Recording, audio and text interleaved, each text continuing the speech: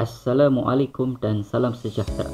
FGV Biopower Sdn Bhd merupakan sebuah syarikat bersama antara FGV Park Industri Sdn Bhd dengan pegangan share 60%, TMB Energy Services Sdn Bhd dengan pegangan share 40%, Jengka Advanced Renewable Energy Plant atau JAREP terletak di Jengka 9, Pahang Darul Makmur.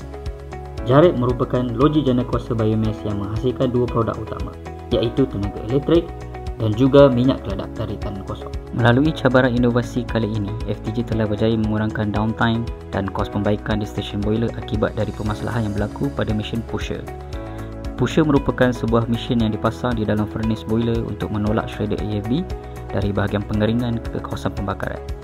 Dari tahun 2017 sehingga 2022, sebanyak 31% plant downtime adalah diakibatkan oleh permasalahan di boiler. Hampir 90% dari permasalahan tersebut berpunca dari kerosakan yang berlaku pada mesin pusher ini. Hasil inisiatif dan brainstorming yang telah dibuat, pihak FTG bersetuju untuk menukar bahan utama struktur pusher ini daripada bahan berasaskan mild steel kepada fiber. Ini kerana hasil analisa root cause yang dilaksanakan, majoriti kegagalan yang berlaku pada mesin pusher adalah berpunca dari kegagalan bahan itu sendiri kerana ia tidak mampu menampung suhu yang tinggi di dalam furnace boiler. Pemilihan bahan fiber ini adalah kerana ketahanannya pada suhu tinggi mencecah sehingga 1100 darjah Celsius.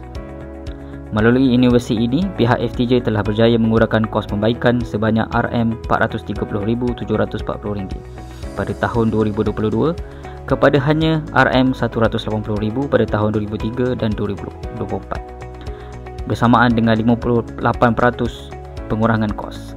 Selain itu, pihak FTJ juga berjaya mengurangkan downtime akibat mesin pusher hampir kepada kosong. Seterusnya menjana pendapatan tambahan sebanyak RM4.5 juta setahun. Wow, banyak tu.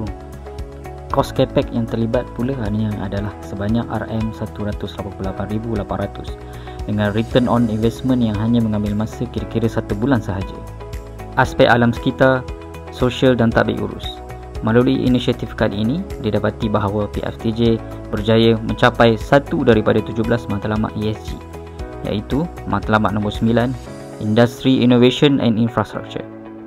Itu sahaja persembahan cabaran inovasi dari FTJ. Salam Malaysia Madani. Sekian, terima kasih.